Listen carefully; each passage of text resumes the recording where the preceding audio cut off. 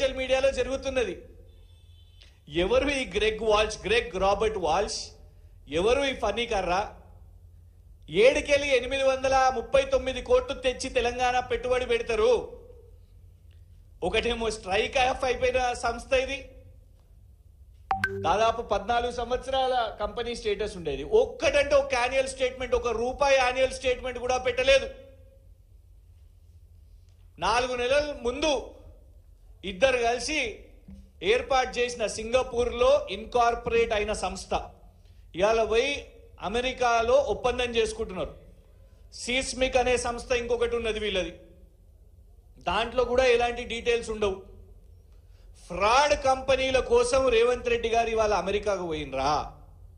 మొదటి రోజే, ఫస్ట్ డేనే కేవలం ప్రచారం కోసం గిన్నిన్ని పేపర్లలో పాపం మా తెలంగాణ మీడియా వాళ్ళందరూ కూడా ఇవాళ గింత స్పేస్ ఇచ్చే ఫ్రంట్ పేజు, సెకండ్ పేజు అందరు రాసిర్రు.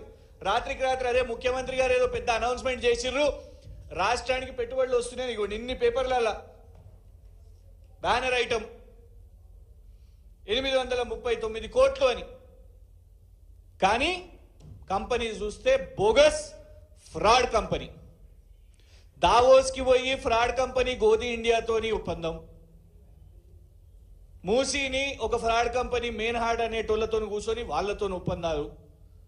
ఇవాళ అమెరికాకు పోయి కూడా తెలంగాణ రాష్ట్ర ప్రజల ధనంతో ఇవాళ ఇన్ని బృందాలు, అనుముల కొండలు గారు ఆస్ట్రేలియాకు ఒక బృందం, ఇటు అనుముల రేవంత్ రెడ్డి గారు అమెరికాకు ఒక బృందం. ఇంత వెళ్ళినప్పుడు మీరు తెలంగాణ ప్రజాధనంతో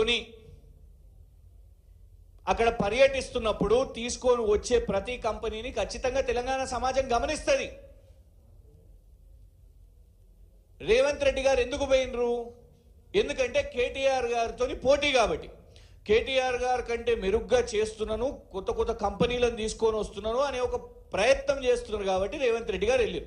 కానీ వెళ్ళినప్పుడు ఒరిజినల్ కంపెనీలను తీసుకొని రండి, ఫ్రాడ్ కంపెనీలను ఎందుకు తీసుకొని వస్తున్నారు? తెలంగాణ ప్రజలను, తెలంగాణ మహిళలను ఎందుకో మోసం చేస్తున్నారు మీరు.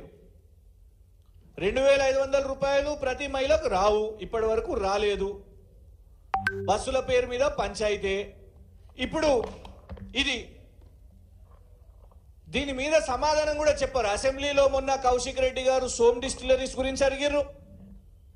శ్రీధర్ బాబు గారేమో మేము కొత్త కంపెనీలకు ఏది అనుమతులు ఇవ్వలేదు అధ్యక్ష. జూపల్లి కృష్ణారావు గారు మధ్యరాత్రి లేచి అధ్యక్ష మేము అనుమతి ఇచ్చినామని.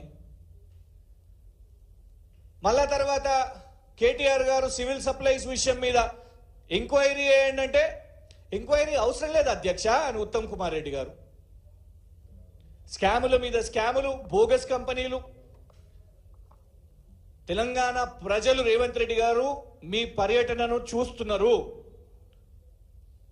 మీరు అక్కడికి వెళ్ళి అమెరికాలో కంపెనీలు తీసుకురావడానికి, పెట్టుబడులు తీసుకురావడానికి అక్కడికి వెళ్ళేదాన్ని అందరూ కూడా స్వాగతిస్తున్నారు. కానీ మీ పర్యటనలో ఎట్లాంటి కంపెనీలు వస్తున్నాయి, తెలంగాణకి ఏం పేరు తీసుకొని వస్తున్నారు మీరు అనేది కూడా చూస్తూ ఉంటారు. ఇట్లాంటి బోగస్ కంపెనీలతోని Walsh Karra, Gregory Robert Walsh, Phani Kumar Karra ఏదో అమెరికాలో ఒక అపార్ట్మెంట్లో వాళ్ళు క్రియేట్ చేసుకున్న కంపెనీ, వాళ్ళు క్రియేట్ చేసుకున్న కంపెనీ, అది కూడా సింగపూర్. ఈ సింగపూర్ సంబంధం ఏముందో రేవంత్ రెడ్డి గారితోని, ఆ కంపెనీతోని మీకు ఎట్లా పరిచయం అయిందో, ఎట్లా ఏర్పాటైందో, ఎవరు ఈ సమావేశం ఏర్పాటు చేసిర్రో, నిన్న అది కూర్చొని మీరు సమావేశం పెట్టుకోవడం, దాని మీద ఆల్రెడీ ఒప్పందం కూడా సంతకం చేయడం. MOU also has been signed. 839 కోట్లు పెట్టుబడి 5 సంవత్సరాలకు. ఏ సంస్థకైతే ఒక యాన్యువల్ స్టేట్మెంట్ ఉండదో, ఏ సంస్థ పుట్టుపూర్వత్రాలు చూస్తే స్ట్రైక్ ఆఫ్ అయిన కంపెనీలో అవి ఇక్కడ 839 కోట్లు మన హైదరాబాద్ లో, తెలంగాణ రాష్ట్రంలో పెడతారు, మహిళల కోసం పెడతారు అంటే నమ్మశక్యంగా ఉందా రేవంత్ రెడ్డి గారు? ఈ బోగస్ ప్రచారం బంద్ చేయండి.